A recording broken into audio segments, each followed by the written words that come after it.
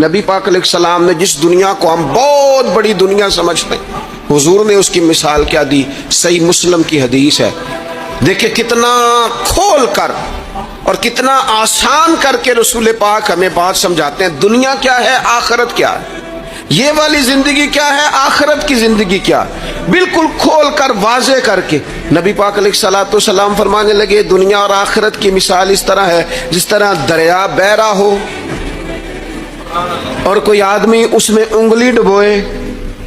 جتنا پانی اس کی انگلی کو لگ گیا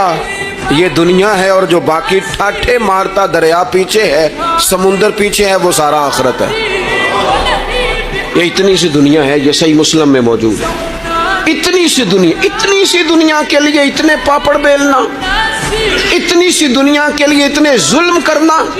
اتنی سی دنیا کے لیے اتنے حق ضائع کرنا، اتنی سی دنیا کے لیے اتنے لوگوں کے دل توڑنا، اتنے حقوق پہ ڈھاکہ ڈالنا، اتنا جبر کرنا، لوگوں کا مال کھانا، لوگوں کو تکلیف دینا، عزتیں اچھالنا، اتنی سی دنیا کے لیے حضور فرمانے لگے اتنی سی ہے یہ دنیا، جتنا انگلی کو پانی لگ گیا ہے وہ جنت، جو نری جنت نہیں، خدا کا فضل ہے،